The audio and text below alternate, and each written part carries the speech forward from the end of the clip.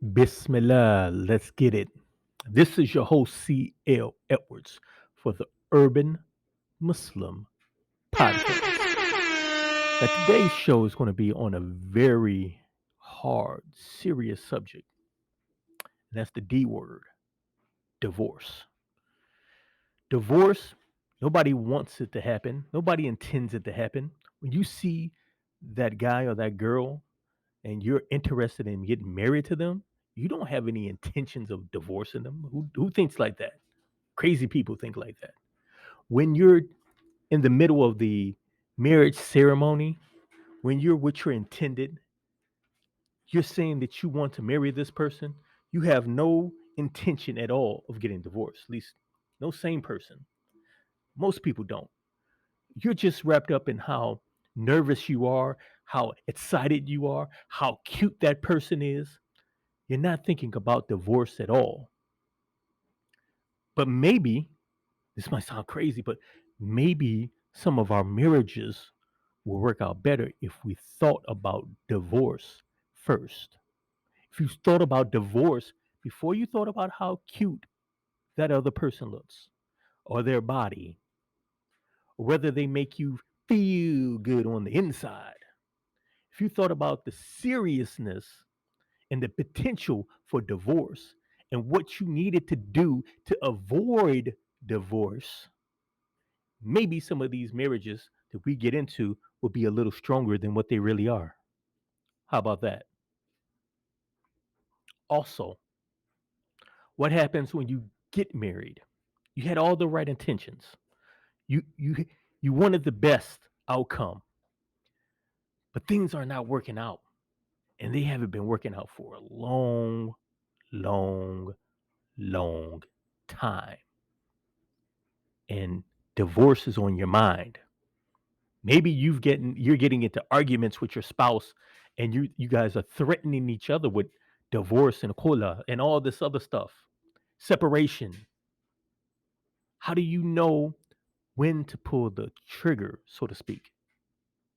Not literally. Okay, algorithm, don't get on me. How do you know when it's time to get divorced for real, for real? Because I mean in Islam, divorce is not a sin. It's not a sin. It's disliked, but it's not a sin. It may not be the most optimal thing depending on the situation. And maybe there's some situations where it is the optimal thing. Everybody's case and everybody's situation is different, right? And I'm not talking about, Islamic law as far as fiqh issues. No, I'm talking about practical knowledge right here. How do you know? Just because you have the idea of getting divorced, how do you know you should proceed with it? Everybody's situation is different. Do you have kids involved? How old are the kids? What will happen? Who will the kids go with if you get a divorce? How will it affect them psychologically? How would it affect their deen? How would it affect them morally? How would it affect their mental health? What is it going to do to your mental health? What is it going to do to the mental health of your spouse? Because this may seem weird, but you should actually divorce with good intentions for your spouse. You should want good for your spouse. How about that?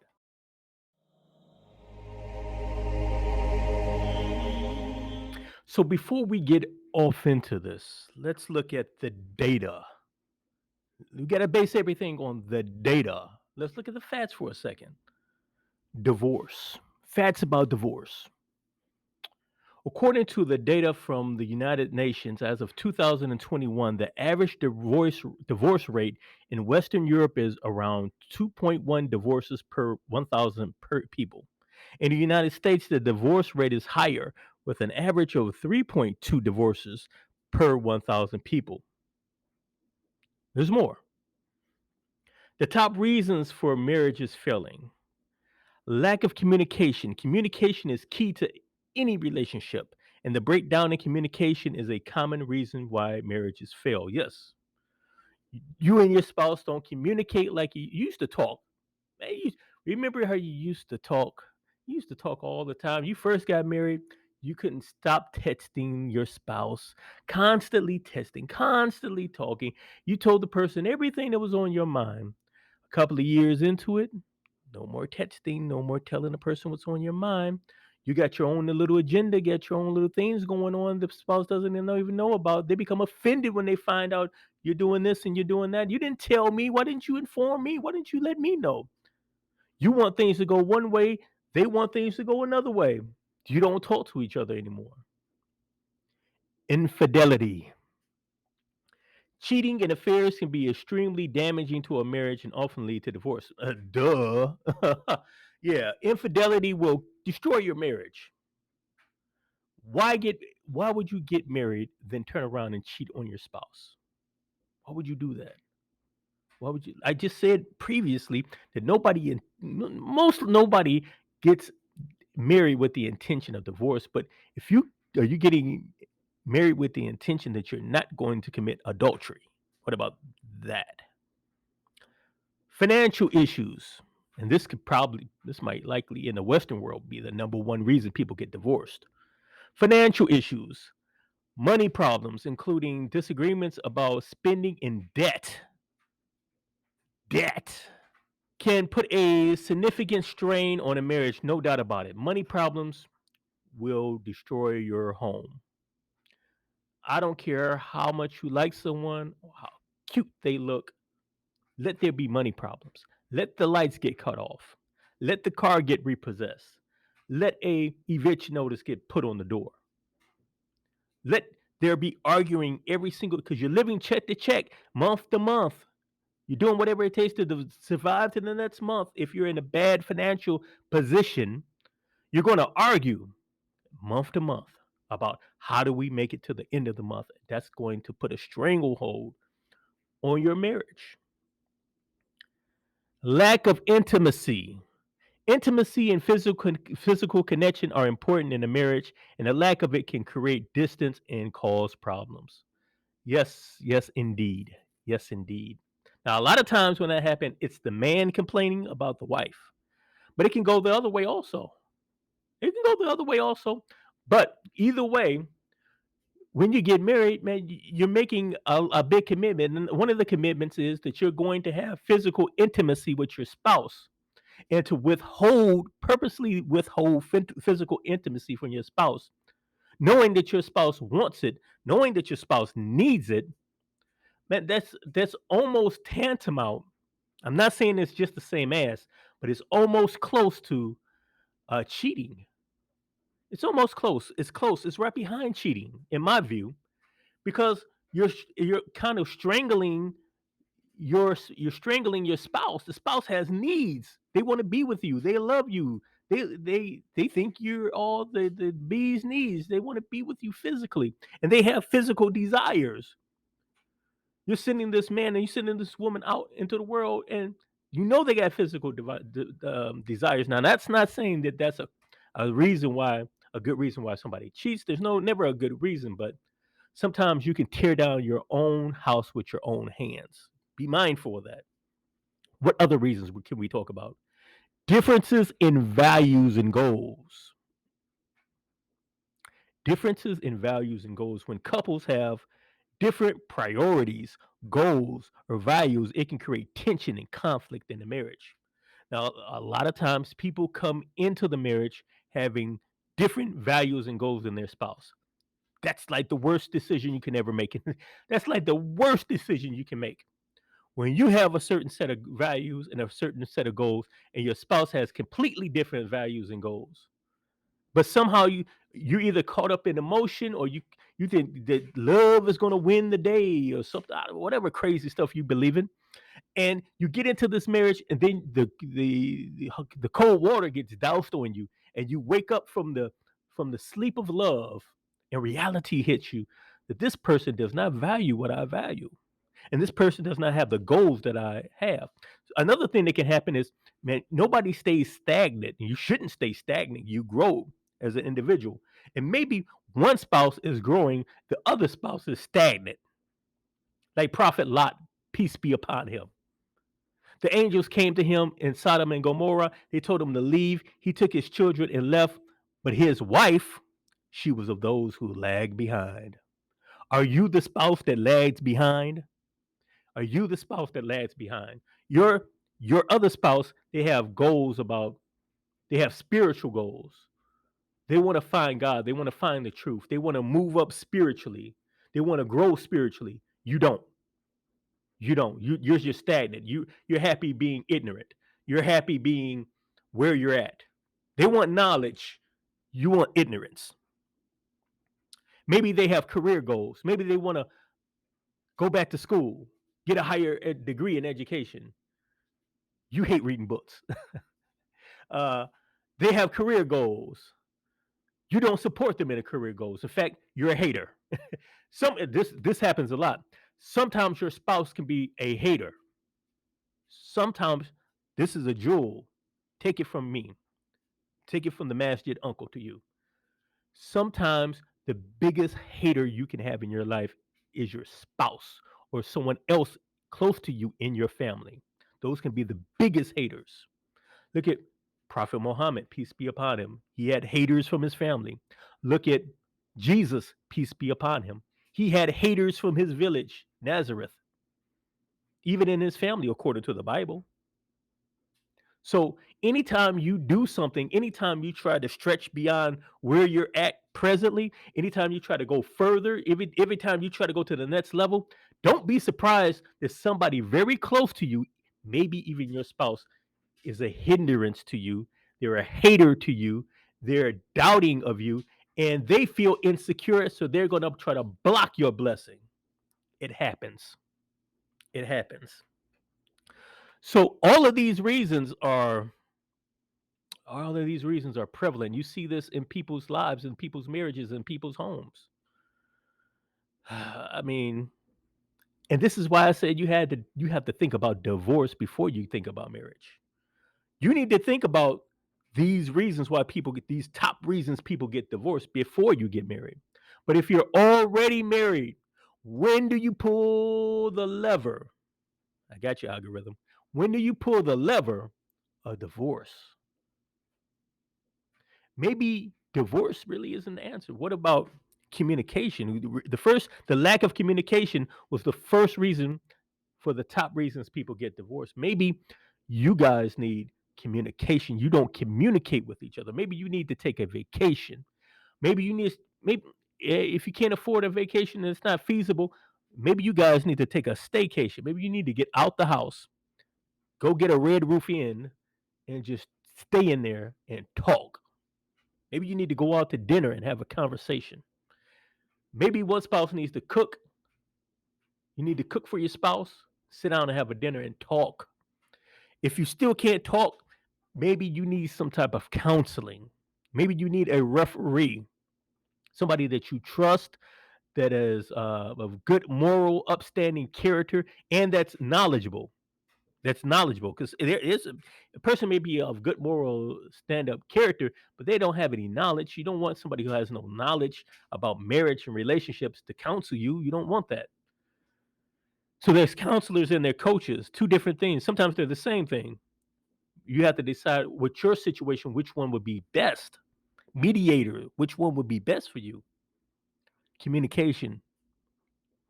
If your spouse is starving you from physical contact, you need to be able to say something to your spouse in a way where you're not triggering the spouse, you're not insulting the spouse, and you're not going off on the person because of your emotions. You need to have a adult conversation. If somebody has cheated in the marriage, you still got to have a conversation. So before you get to the divorce part, before we even start talking about the big D, there needs to be some type of adult real conversations. And maybe you have to look at yourself. Maybe you're not the type of person people can communicate with that well. Maybe your spouse is afraid to communicate with you. Maybe your spouse tries to communicate with you, but you always go off with emotions. You always go off with taking things personal. You always deflect. You always gaslight. You got to look at yourself at that point. You need to look at yourself at this point. Maybe you are the hater in the relationship. Your spouse has goals, spiritual goals, dunya goals, world goals. and you're constantly blocking and you're hating because you're insecure.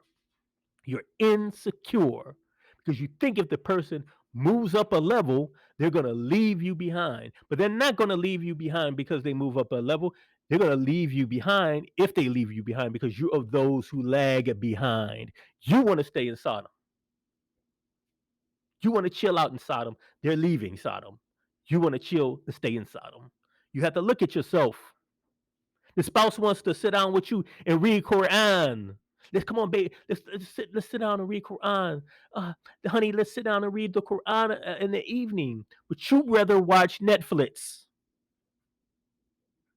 And because you're insecure about the fact that you want to watch Netflix, you put the onus on them. You put stress and anxiety on them because they want to read the Quran. They want to do what's right. You don't. So it's their fault. You'll switch it up to make it their fault somehow. The spouse wants to get up and pray Fajr with you. Come on, let's get up. Let's get up, pay the Fajr morning prayer. You and the kids, let's do this. They sprinkle a little water because that's the Sunnah. Sprinkle a little water on you. On my non-Muslim, y'all don't know what I'm talking about, but just substitute it with something y'all know that you can understand. You know, but no, you switch it because again, your insecurity and your weakness and you're lagging behind, you switch it up as if they're doing something wrong when they're actually doing something right. I'm busy. I'm tired. Why are you waking me up in the morning? You don't care about me. See how they do? See how you do? See how you do? If that's what you do. What else? Infidelity. Because you don't have the moral character and the truthfulness, you want to step out and be with someone else behind your spouse's back. Behind your spouse's. If you're a man, now in Islam, a man can have more than one wife. So if you want to have more than one wife, why aren't you having a you don't have to seek the wife's I'm not saying anything about seeking confirmation and seeking permission. I'm not trying to make you some type of simp. Don't talk that simp talk. I'm saying is, why do you have to be untruthful about it? If she inquires about it, if she asks about it, why do you have to tell a lie? Why do you have to mask the truth? Now, on the woman's side, there's not this Hollywood stuff where you have open relationships. This ain't red table talk. Ain't no red table talk where you're gonna have an entanglement with some other man and you're gonna no, we're not doing the Will Smith thing. Ain't There's no entanglements. You're not gonna be with another man. No, a man who tolerates that is called a dayuf in Arabic language. A dayuf, a cuckold man who lets his wife be with other women. No real man would ever do that. But am I saying that if that happens, you need to get a divorce? I can't say that. I can only speak about me in my situation. But I can't say that you need to get a divorce. That's above my pay grade. Your situation, I'm speaking general principles. That that particular thing is a particular to you. I would seek counseling. You guys need to get on the phone with your local imam, your local student of knowledge, or a scholar, and y'all need to talk that out. Maybe y'all need to go into counseling. You need to go into counseling and hash that out. I don't know. Like again, when you get divorced, there's a price to pay. Keep this in mind. When you get divorced, there's everybody involved in the house is going to pay a price. You're going to pay a price. Your spouse is going to pay a price, and if you have children, they're going to pay a price. If you're in your family, your side of the family, and her side of the family, or his side of the family, they're going to pay a price. The friends are going to pay a price. The community is going to pay a price because to touch on this, to touch on this, we're gonna just hold up. I'm gonna come back to that. I'm gonna touch on this individualism because a lot of times when people are discussing divorce and whether or not you should get divorced, it's all individualistic. It's just an individual choice. Will it make me feel fulfilled? Will it make me feel happy? And that's all you care about. That's hedonistic. and that's detrimental to the family structure and to the community itself.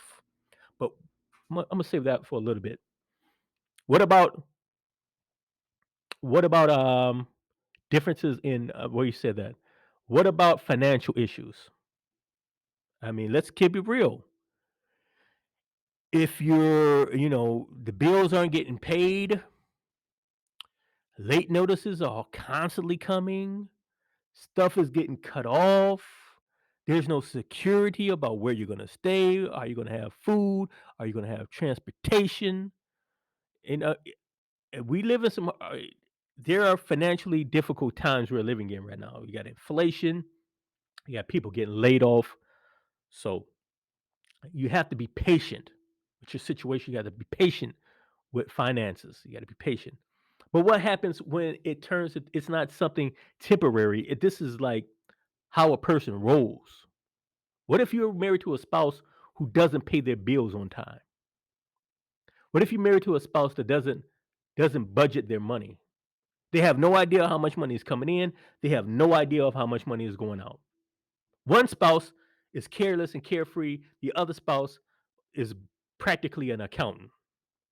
That also touches into values and goals as well. So some of these things can bleed in with each other. What do you do with that? What if infidelity in finances? What if your spouse gets a credit card without telling you and runs the credit card up, and you're both on the hook for it, or it damages the whole entire household financially? It happens. What if the one spouse decides to buy something off the internet, or go to the mall and just go crazy and spend up all the money that you had to buy food and to pay rent? They just spend it.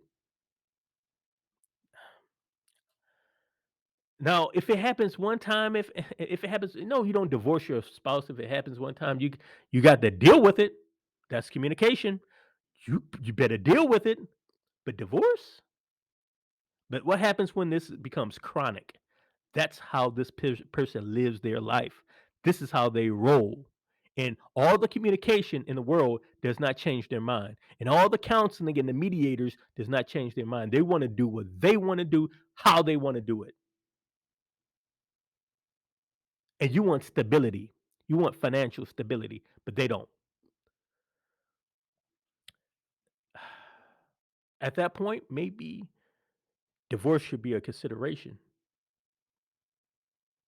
I mean, you don't give up easily. You don't just throw in the towel easily. But at a certain point, with certain things, divorce does come. At least it becomes something you need to think about, whether you pull the lever or not. If your spouse cheats on you physically, if they cheat on you financially, if they don't want to be intimate with you any longer, if they refuse to communicate with you and be rational, at least be fair and have a you can't have an adult conversation with this person.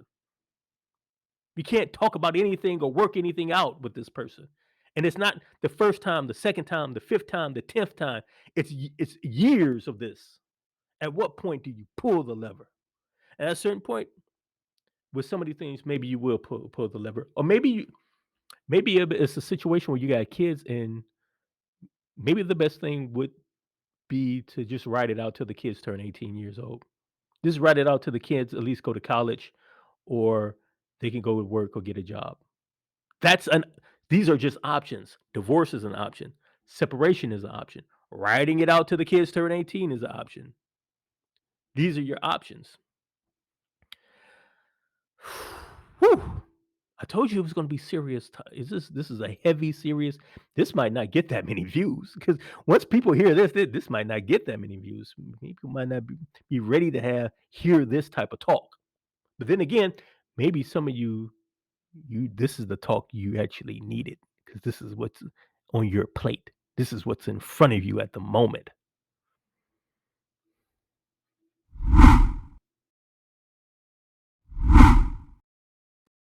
So let's shift gears and let's talk about one of the most popular reasons people get divorced in our modern times: irreconcilable differences. So According to Cornell Law School, irreconcilable differences are defined as the following. The term irreconcilable differences is a phrase used in family law as one of the grounds that can be cited for no fault divorce. Different states use different terms. It goes on and about the different terms the different states use, but it's basically whatever term you use is the same as that concept. It's used in no fault divorce. Now, the difference with no fault divorce that was put in place previously in the United States of America, you had to cite a reason why you wanted the divorce, like abuse, physical abuse, the person being on drugs, the person abandoning the spouse, adultery. So you had to have one of these reasons to get a divorce. You just couldn't get a divorce for any old type of reason that you wanted to. But that all changed with the implementation of the no fault divorce.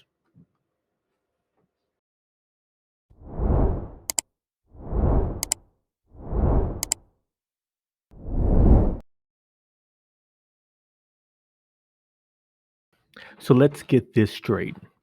There is a price to pay for divorce. There is a spiritual price, there is a mental price, and there are physical prices and financial prices. Um, Within my faith tradition of Al Islam, the man is primarily responsible for the upkeep of the woman and the child. Now, the woman can work under certain situations. The woman is allowed to work. In fact, the woman is allowed to have her own wealth, but her wealth is her wealth. The wealth that is used to fund the household is not obligatory for her to use her wealth to pay rent, to buy clothes, to buy food, diapers for babies, pay for schooling, pay for school. None of that is her responsibility. The responsibility is upon the husband, the man, for the woman and the children, their whole entire upkeep. In the case of divorce, if there is a divorce, the woman is to observe what's called an iddah or a waiting period of 3 consecutive um, menstrual periods before the divorce is completely final.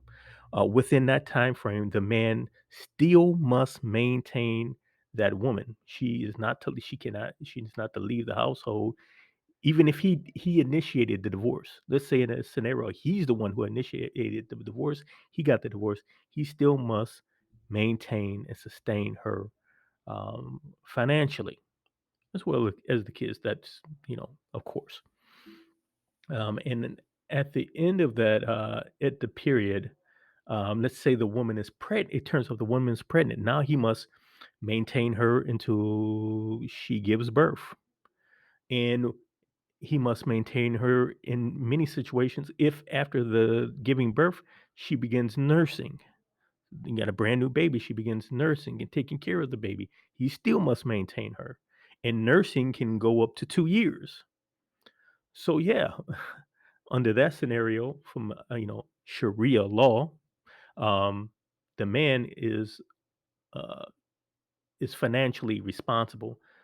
It can be anywhere from 3 lunar months to over 2 years, depending on the situation. Now, in secular, Western law, you have, of course, child support that can be mandated for any child that is there. You can have spousal support, especially in a situation where the spouse was, a stay at home mom. I guess even in this situation, a stay at home dad in certain situations. They didn't work. There was one breadwinner in the household. You might end up paying spousal support as well as child support. So, I mean, to be real, these are you when you get married, you take on responsibilities. With the marriage contract, or some people like to put it, a marriage covenant, there are certain responsibilities. Now, under this new secular way of doing things, who's responsible for what? Who is nobody's I don't. Maybe it's 50-50. You're both responsible. So who gets responsible after that point? In the marriage is dissolved. You notice that when you go to the friend of the court situation, and usually in the friend of the court, and in some states it's starting to change, but it's still most of the time that the child custody, at least the physical child custody, goes to the woman. But we're supposed to be 50-50, right? Then that means if it's going to the woman, the financial burden goes to the man to pay child support to that woman who's taking care of the children. So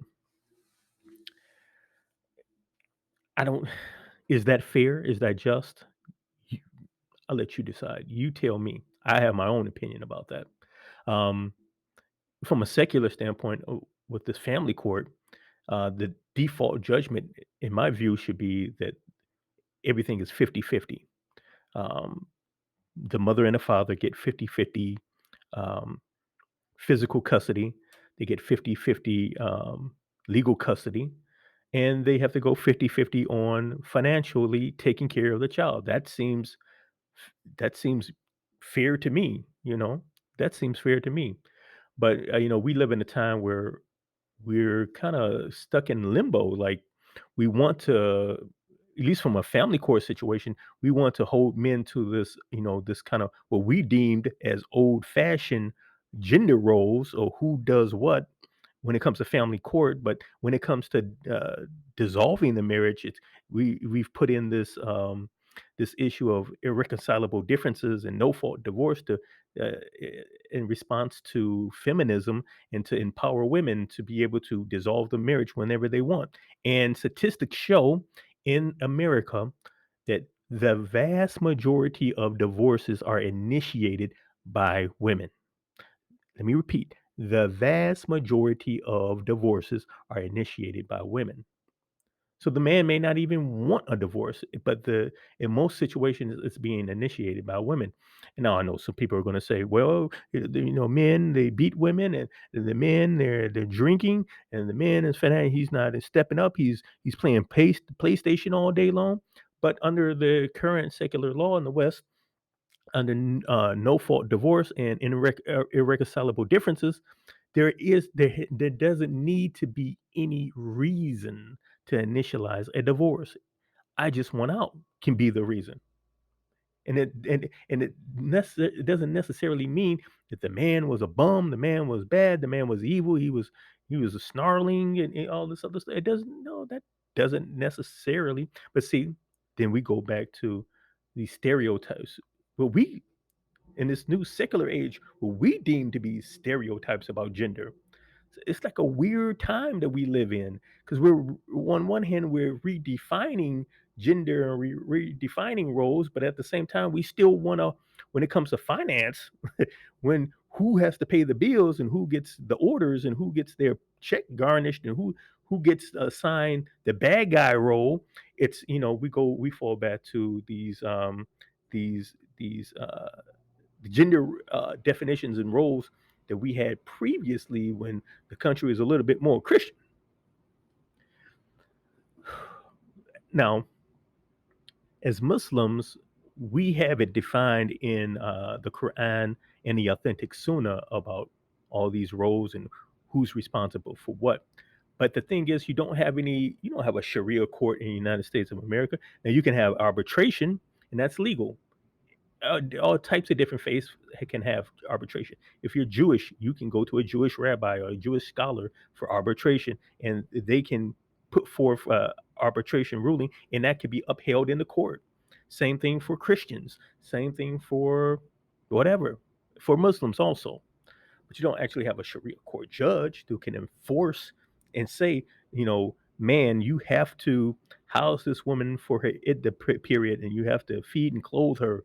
And if she's pregnant and she gives birth to a child and she begins nursing, you may have to pay her support up to 2 years. There's nothing set in place to make a man do that. In fact, that's not even something that the secular law system tells a man he needs to do. But then on the other hand, the secular court may say that a man is stuck with paying for a woman spousal support to a woman, or even a woman, a working woman, has to pay pays spousal support to the man who's a stay at home dad for, I don't know, forever. Is that that's not in Sharia law, but that's in the secular. So for me, I believe that the one who knows best is the creator of man and woman. The creator of the universe knows best about how these things should be divvied up and set forth. But in the secular system, there's what creator? What are you talking about? The only God is the state. So the state has to keep experimenting and changing and tinkering with things until it, I guess, to we supposedly the state gets it right. Hasn't got it right so far. And what we are left with is the disillusion and the destruction of the family unit. I've talked about this in almost every single podcast that I've done. The family unit is decimated in large part, unless you're upper middle class and you're rich, then the family unit is a okay and in place in America and Canada and UK. But what if you're lower middle class? What if you're working class? What if you're in poverty? Then for the lower your net worth is, you can look this information up. The lower your net worth is, the more the chances are that you don't have a family, children are being born out of wedlock, or if you get married, it's going to end in divorce. How is that fair? We talk about a wealth gap, but there's a wealth marriage gap, and there's a wealth child rearing gap that nobody ever talks about. Nobody ever discusses. It's never brought up. But that's unjust to me. Is it unjust to you? If you ask somebody, would they think it's unjust? I think it's unjust. I think it's very unjust. So, what about the psychological price you pay for divorce? As someone who has been through a divorce, I can tell you, it can really mess your mental health up really bad. And, some of these individuals who have been married multiple times and they've gone through multiple divorces, um, either, this is my personal opinion, so, you know, blame it on me. Either these individuals don't take marriage seriously, which is a problem, or these people are walking around with a whole lot of baggage, which, before you get married, you may want to inquire, you should inquire, how many times has a person been married? If they've been married multiple times and gone through multiple divorces, um, what's up with that? I mean, has that person gotten any, been speaking to a mental health professional? Have they spoken to a counselor, a psychologist, or anything to deal with that situation? Or are they just walking around with all this baggage? And now they're coming into your life, and that baggage is going to be your baggage now. And is that what you want? Is, me personally, I wouldn't want that. I wouldn't want that. That's too much for me to handle. But like I said, I'm not saying that someone who's been through a divorce wouldn't make a good spouse. But what I'm trying to get at is, in between time, what did you do to heal? What did you do to address how going through a divorce affected you mentally? And if somebody tells me they've been through a divorce and they've been through multiple divorces and say, just brush it up, it ain't nothing. I'm stronger than that. I'm strong. I'm strong. I'm strong. Everybody's strong. Then, well, that just indicates that you don't take marriage seriously. And I don't want to marry you either. Why would I marry you? So either way, that's problematic either way. And you've heard of, there's certain communities where there's like a plague of divorce. I'm talking about Muslim communities. There's a plague of divorce, and marriage has to be a joke. Marriage has to marry the marriage contract, the marriage being in a marriage can't be taken as seriously in those type of communities. And that's why a lot of people are leery of marrying people out of those communities. It's just the facts. It's just the way it is. Now, the way it affects you mentally. And even if you don't initially realize it, man, it does affect you mentally. It's a heavy, heavy burden on the mind and the heart. and it's okay. It's okay. A lot of times in my community, not just the Muslim community, I'm talking about the black community and the black Muslim community. We have this I'm strong narrative, and we have this I don't believe in mental health issues narrative, where, the mental health isn't real. You just got to be strong. You just got to toughen up, and we like to deny mental health problems. But if you look at some quarters of the black community, let's keep it real, you will see mental health problems are really, really real. You got some individuals who have some serious mental health problems. And while they're sitting looking you dead in the eye, talking about, I'm strong, I don't have anything wrong with me. And it's clear from the way their life is completely disorganized and discombobulated that they have some mental health problems, but they refuse to address it or do anything about it. So that's not strong. Denying mental health is not strong. Pretending like everything is okay after you went through trauma, that's not strong. Acknowledging what you've been through, acknowledging, yes, it has affected you, and doing something about it and healing, going through the healing process, that's strong. That's real strength, because that's real. That's not just talk that comes out of the mouth. It's to address a problem and to do something about it and to heal and to come back from it. That shows strength. To pretend like the problem isn't real and the problem is still there, but you stuffed it down deep inside, but it keeps manifesting. It keeps coming out. Why? Because every time you try to get into a relationship or marriage, it fails. It goes horribly wrong. It all different types of things happening. There's chaos in your home. There's all types of bad things happening in your homes. There's chaos between your relationship with you and your children. You're clearly going through a mental health you have mental health crises stuff deep down inside, and you're trying to walk around with pride like nothing is wrong. That's not strength. And we we have to get out of that mentality. That mentality is holding us back collectively as a community. That is holding us back. And part of us moving forward and moving ahead is to get out of that mental space. Even in the greater Muslim community, we have a lot of people who come from certain backgrounds where they're not just used to hearing about mental health. They're not used to talking about mental health. I mean, you have people who have immigrated from the developing world, and mental health problems, that's you got to deal with other problems. You got to deal with getting something to eat, having shelter, warlords, and things like this. You don't have time to think about mental health. But if you've immigrated to the so-called first world, and you've got things a little stabilized when it comes to finance and where you live at and where you're going to get insurance and healthcare and money from, then yeah, you should deal with that. That's part of tazkiyah. I look at all that as part of tazkiyah, the purification of the heart, the Islamic science of purifying the heart. That all falls under tazkiyah in my worldview. And I think you should think about considering that as part of the Islamic worldview all around. That's something that can't be ignored, and ignoring it is not strength.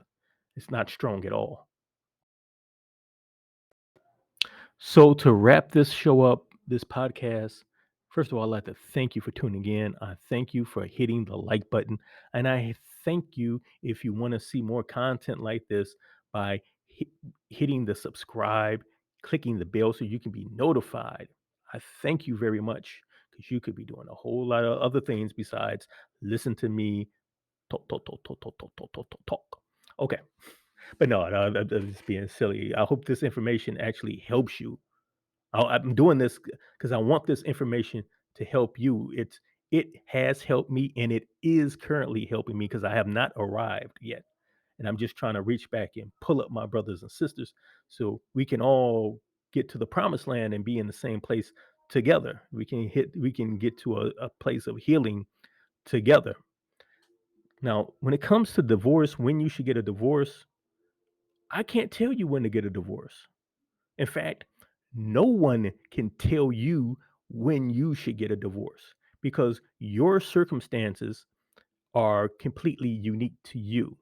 Now, there's some general circumstances that can apply to everyone. And even in those circumstances, I can't necessarily say you should get a divorce. Like, for instance, if your spouse commits adultery, should you get divorced? You can get divorced, but should you get divorced? I can't answer that for you. In fact, but like I said, no one can answer when you should get a divorce. If you have irreconcilable differences, you can't agree on anything. You figured out that you and your spouse don't see things the same way. Maybe your value systems are not quite congruent and lined up with each other. Should you get a divorce? I don't know. And know what? Your friends can't tell you, and your parents can't tell you. And a lot of us, we initialize divorce and we go ahead with divorce because of our friends telling us to get divorced. Or some of us have gotten divorced because our parents told us to get divorced. I don't think that's a good idea. I'm not sure if I'm on board with that because if it's not completely 100% your idea, then you run the risk of regretting it later. And marriage should be something that's so sacred and so serious in our minds that it can't be left up to my friends. It can't necessarily be left up to my family. I can't do it out of pride. I can't do it out of necessarily emotion. I have to come to a place where I know within my whole entire being, this has not worked out. This cannot continue. Moving on is the best thing for me, and it's the best thing for this other person. Now we get divorced. That's the place that you have to get to. And that's something you have to evaluate on your own.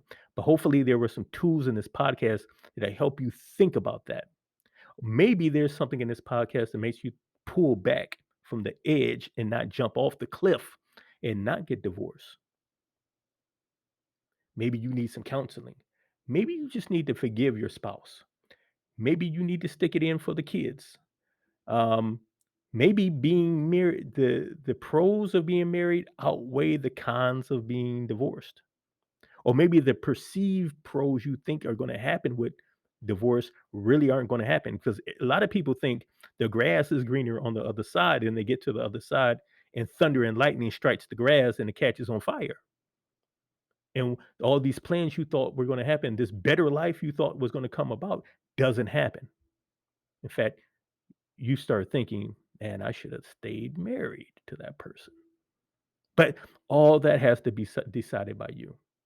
And you can consult with imams, you can consult with preachers and whatever. You can consult with your parents, you can consult with your friends. You should consult with other people. I'm not telling you don't consult with other people. Consult with other people, people that you know or of upstanding moral character, people that you know are knowledgeable.